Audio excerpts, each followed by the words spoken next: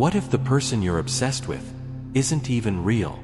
Not a fantasy, no, but not quite a person either. Just a mirror of your pain, of your forgotten self, of the shadow you never meant to show.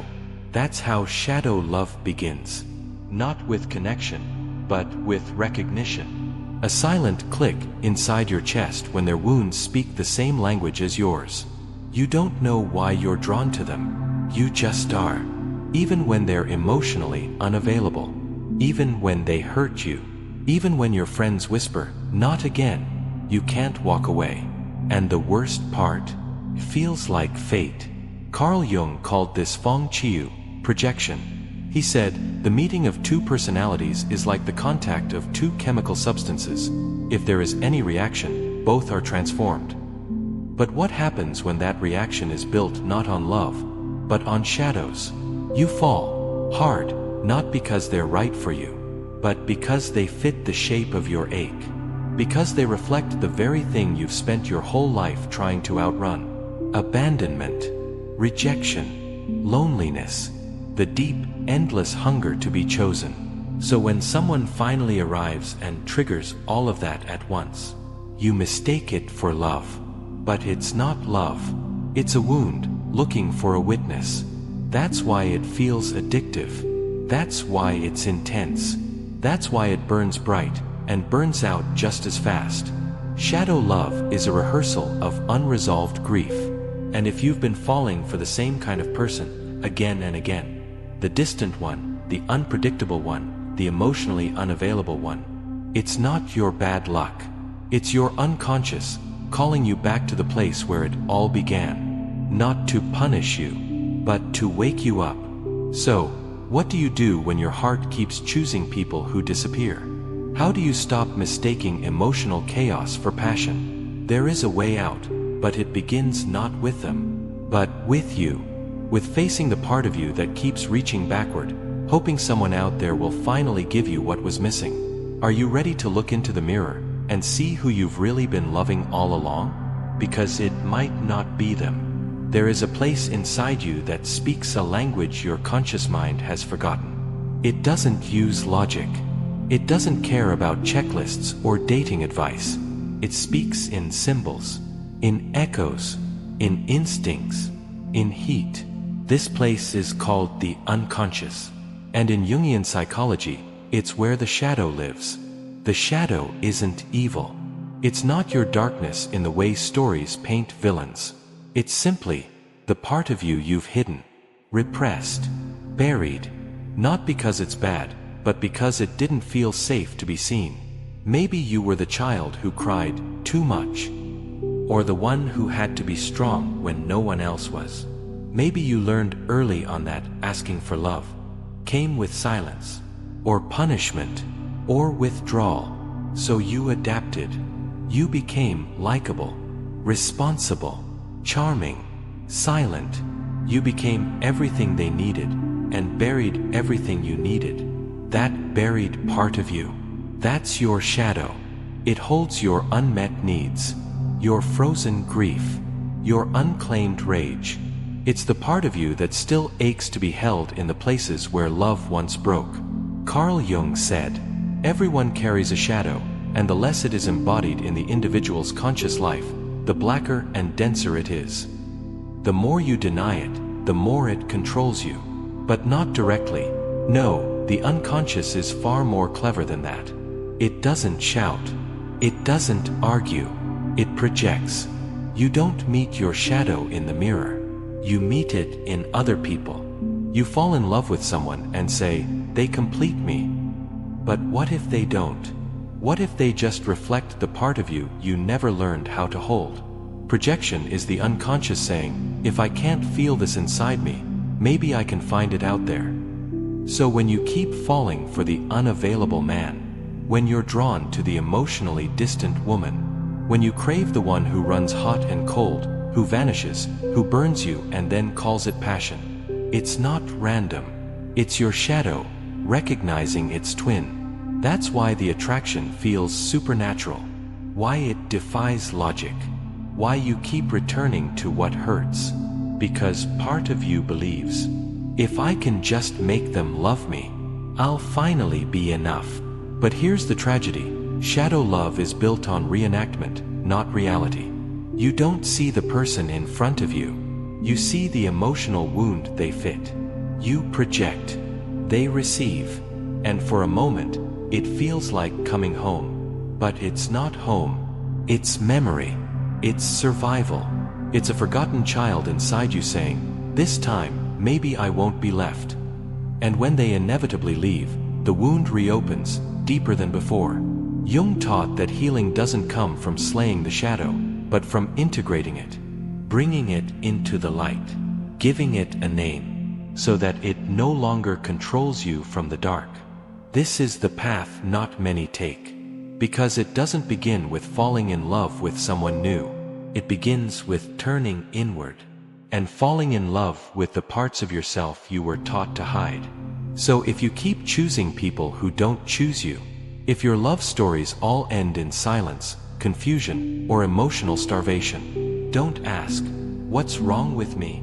Ask, what part of me did I abandon first? Because that is the place shadow love begins. And that is the place where real love, the kind that heals, can finally find you. He always pulled away right when she got close. It didn't matter how softly she spoke, how gently she touched his shoulder, how long she waited for him to feel safe. Something in him recoiled the moment love started to feel real. He would vanish for days without explanation, then return as if nothing had happened. A song, a joke, a midnight message, been thinking about you. Just enough to stir her hope, never enough to stay. She, in turn, began to quiet herself. She made herself smaller, softer, more accommodating. Her world slowly revolved around his fragments. The three-word texts, the memory of his laughter, the possibility that maybe, this time, he would stay longer. She told herself she was patient, mature, understanding. But really, she was terrified. Terrified that if she asked for more, it would all collapse.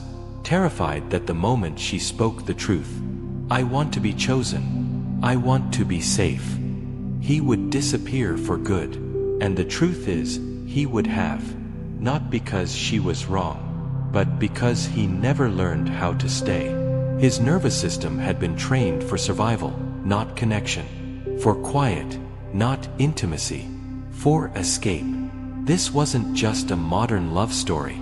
This was two shadows falling in love with each other's pain. Hers, the child who feared abandonment. His, the child who feared engulfment. Both of them believed they were in love, but they were reenacting. Carl Jung once wrote, "We don't just fall in love with a person. We fall in love with a pattern. A pattern we learned when love first hurt us. When we were too young to understand that silence didn't mean we were unworthy. That withdrawal didn't mean we were too much. That the coldness of those we needed most had more to do with their wounds than our worth. A child who only felt love when they were quiet learns to never speak their needs. A child whose tears were met with distance grows up chasing those who always seem just out of reach. A child who felt responsible for other people's emotions becomes an adult who believes love means fixing, waiting, overgiving. And we don't grow out of these scripts. We live inside them, until someone comes along and activates the exact same wound, and we mistake that activation for fate. That's why ghosting doesn't just sting. It rips through you. It's not just them leaving, it's every time you've ever been left. It's the door that closed when you were 8. The phone call that never came. The eyes that looked away when you needed them most. Shadow love is not a new story. It's an old wound reawakened. It speaks to the body, not the mind. That's why logic fails. Why even when you know someone isn't right, you still feel pulled.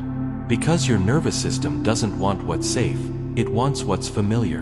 And when the familiar is chaos, inconsistency, unpredictability, you begin to equate love with pain, with hunger, with anxiety.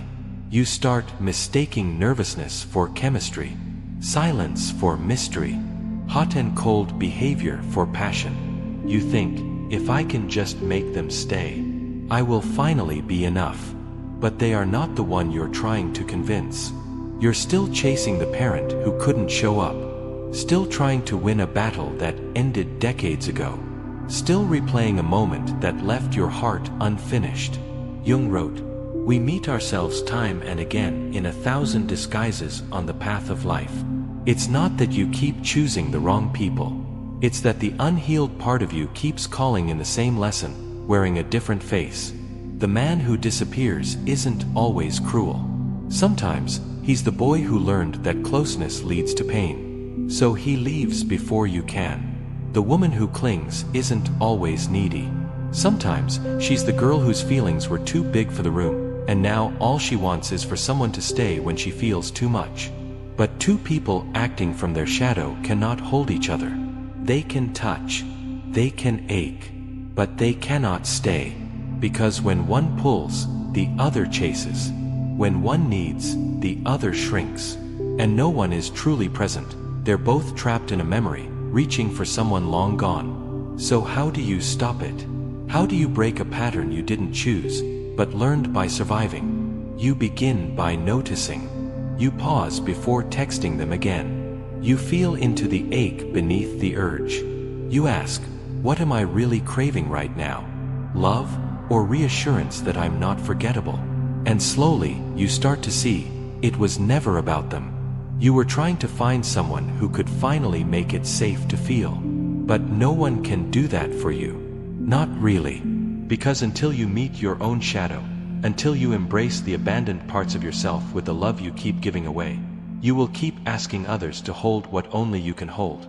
So next time you find yourself shrinking for someone, next time you feel the panic rise when they go quiet, next time you say, it's happening again, pause, breathe, and ask the one question that changes everything. Who am I really trying to be enough for? That is where the real love begins. You thought they saw you. Not just the surface, not the way you laugh at the wrong time or the way your voice softens when you're afraid, but something deeper. Like they looked straight into your soul and said, I know you. That's how shadow love begins. With the illusion of being fully seen, before you've even spoken. They recognize a version of you that even you forgot. Not because they truly see you, but because they carry a similar wound. And wounds know how to find each other, even in silence.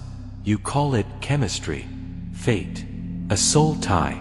But in Jungian psychology, it's called projection, the unconscious act of casting your own inner world onto another person. You don't fall for them. You fall for the part of yourself that you've buried, that suddenly feels alive again in their presence. And when they look at you a certain way, or say the exact words your inner child never heard, it feels transcendent. Like your soul was starving and someone finally offered it food. But what if they weren't feeding you? What if they were only reflecting back the hunger that already existed inside you? Jung wrote, the most dangerous psychological mistake is the projection of the shadow onto others. This is the root of almost all conflicts. In love, it's even more subtle.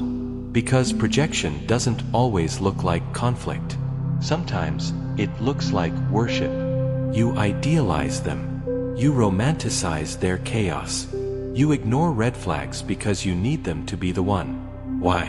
Because deep down, you don't believe anyone else could ever make you feel this alive. Not realizing it's not them that's creating the aliveness, it's the return of your own shadow. The part of you that you'd forgotten how to feel. They become a vessel, a mirror. You look into their eyes and see everything you thought was missing in yourself. But here's the danger. You can't build real love on a mirror. Because the moment they stop reflecting what you need, you panic. You start clinging, or withdrawing, or accusing, or begging. Because your sense of wholeness was never in them. But now it feels like it was. And they do the same. Because they were never really seeing you either. They were seeing a reflection of their shadow, the comfort, the chaos, the craving. That's why they fell so hard. That's why they disappeared. Two shadows trying to hold each other can feel like magic, until the light shifts. And suddenly you're left wondering, where did they go? How did it change so fast? Why do I feel like I lost a part of myself with them? Because you did. You handed them the mirror to your soul, and believed it was safe. But shadow love is a house built on fog. It looks solid, feels like destiny. But try to live in it, and you realize, nothing is really there. You weren't in love. You were in projection. So what do? First, you grieve. Not just the person, but the version of yourself you thought you had reclaimed through them. You grieve the illusion of being seen. You grieve the story you wrote between their silences. You grieve the love you tried to give that never had a place to land. Then, you begin to retrieve the parts of yourself you left in their hands. You take back your light, your beauty, your sensitivity, your depth, all the things you believed only they could awaken in you. You start to realize, it wasn't them, it was always you. They were just a portal, a psychic invitation to meet yourself more fully, not through their gaze, but through your own presence. Carl Jung taught that true individuation, the process of becoming whole, requires withdrawing projections, calling your power back from the people you once placed it in, reclaiming your own reflection from the glass. That's when love becomes something else entirely. Not a game of chase and retreat. Not a performance. Not a repetition of emotional starvation disguised as passion. But a quiet knowing, I am already whole. And from that place, you no longer fall for the ones who stir your chaos. You're drawn to the ones who can hold your peace. But this doesn't happen overnight. There's a grief to becoming conscious. A deep ache in realizing how long you've mistaken projection for presence. It's humbling to admit, I didn't really love them. I loved how they made me feel about me. You start to notice the difference. When someone truly sees you, there's no high, no intensity, no pull that feels like drowning. There's a stillness, a groundedness, a peace that doesn't scream, but holds. And you begin to trust that, because you've met the part of you that no longer needs a mirror to remember who you are. You've integrated your shadow, not perfectly, not fully, but enough to stop projecting your worth onto someone else's presence. That is when the obsession ends, when the hunger quiets, when you finally look at someone and say, I want you, but I no longer need you to complete me. And love, real love, can only grow from there. At first, it feels like worship. They look at you with eyes that have seen oceans of disappointment, and suddenly, you are land. You become the answer, the miracle, the one who's different. They tell you they've never felt this safe before. They confess things they've never told anyone. They call you home, even when you're still learning each other's middle names. And for a moment, it feels beautiful. Like you've been chosen not just for who you are, but for what you mean. But that's the danger, because you are no longer being seen. You are being used as a symbol, not consciously, not maliciously, but in a way that Jung warned about, a kind of unconscious myth-making, where we project our soul's longing onto another person, and then confuse the symbol for the source. You become their healer, their escape, their ideal, their savior, and in their eyes, you begin to disappear. Carl Jung said, the most intense conflicts, if overcome, leave behind a sense of security and calm that is not easily disturbed. It is just these intense conflicts and their conflagration which are needed to produce valuable and lasting results.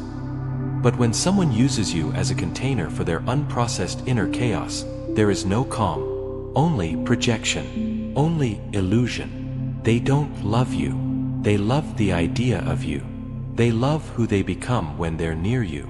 And when that illusion starts to crack, when you do something human, something soft, something flawed, they panic. They say, you've changed. Or worse, you're not who I thought you were. But really, you were never who they thought you were to begin with. You were just the mirror, the safe place, the symbolic stand-in for the mother who didn't stay, the father who never listened, the self they cannot yet hold. And while being idealized might feel like love, it isn't. Because love requires seeing. To be placed on a pedestal is to be made unreal. And no one can touch you there. No one can hold you. You can only fall. Many people, especially those who've spent a lifetime earning love, confuse being someone's symbol with being someone's partner. It feels familiar to be needed, to be adored, to be the rescuer. But eventually, you become exhausted. Because you were never built to carry someone else's soul. You begin to feel hollow, unseen, invisible inside the very story where you were cast as the savior. And when the myth shatters, as all myths eventually do, they don't just leave you. They blame you. They resent you for not being able to hold the weight of their dreams. And you are left with a guilt that doesn't belong to you. Jung warned that falling in love with symbols, with archetypes, with projections, is inevitable. But staying there is dangerous. Because the more someone idealizes you, the more they silently demand you abandon your truth to protect their fantasy. You stop saying what hurts. You hide your tiredness. You downplay your needs. You begin performing lovable, not being real. And over time, a quiet shame creeps in. If I stop being who they want me to be, they'll leave. So you stay, but you disappear. And in that vanishing, you start to betray the one person who actually needs your loyalty. Yourself. Shadow love doesn't always look like toxic cycles. Sometimes, it looks like being too perfect for too long. It looks like smiling when you're dying inside. It looks like being the strong one, again and again, until you start to feel like a ghost in your own life. To break this cycle, you must allow yourself to be seen, not just admired. To be loved, in your truth. Not just worshipped in your performance. It begins by recognizing when someone is placing you on a pedestal you never asked for. When they speak more about how you make them feel than who you actually are. When their love floods in too quickly, too intensely, before they've even listened. Real love unfolds. It takes time. It asks questions. It watches how you break, how you speak, how you retreat, how you return. It doesn't make you into a character. It meets you as a soul. So if you've been loved like a symbol, and then dropped like a disappointment, it doesn't mean you were unworthy. It means you were never really held. There is power in being someone's light. But there is peace in being someone's truth. And until we stop turning each other into stories we want to believe, we'll keep falling in love with reflections, and missing the person right in front of us. Or worse, missing ourselves. Somewhere in the forest, just before dawn, a woman stands alone in the fog. She's barefoot, still, listening. You can't see her face, only her silhouette, wrapped in quiet. She's not waiting for anyone, not anymore. For the first time in years, she's not holding out hope for a message, or a voice, or a return. The fog curls around her like memory. The trees creak like old truths. And above her, the sky begins to shift, not into sunlight, but into a deeper gray. A kind of surrender. This is the moment you stop chasing someone who never really saw you. This is the moment you stop needing to be mirrored.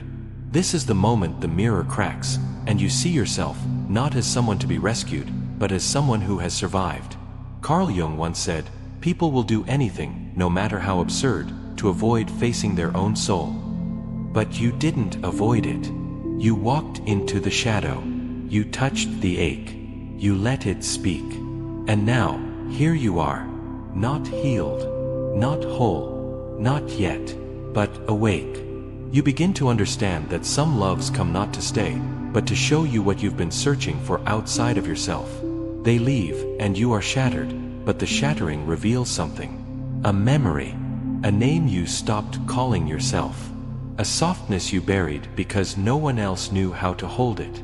And now, maybe, just maybe, you will learn how to hold it yourself. Because the love you thought you needed from them was always the love you needed from you.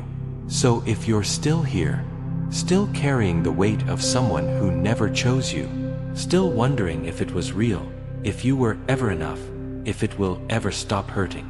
Maybe this is the answer you didn't know you were ready for. It was real, but not because of them. It was real because you showed up, with your heart open, with your shadow trembling, with your soul on the line. And that is not something to regret. That is something to bow to. Let it ache. Let it echo. Let it breathe. But do not follow it back into the past. Stand still, like that woman in the fog. Let the silence hold you. Let the question remain unanswered. Because some questions aren't meant to be solved. Some are meant to be lived. And so I'll leave you with this. If the person who left was only ever a mirror, then who are you now that they're gone? And what would happen, truly, if you stopped waiting for someone to choose you, and began choosing the parts of yourself you once abandoned just to be loved? That's the only love story worth writing now. No answer, no ending, just this breath, and the sound of something inside you beginning again. If you're still here, maybe it means you're finally ready to stop chasing shadows, and start coming home. If this stayed with you, even just a little, maybe you'll want to hear what comes next. Maybe you'll want to walk this road with me, slowly, quietly, soulfully. You can subscribe, only if it feels like a hand reaching back for yours. But more than anything, take this silence with you. Hold it like a soft animal. Let it ask you, again and again, what part of you have you left behind in the name of love? And will you finally go back to get them? They're still waiting. So are you.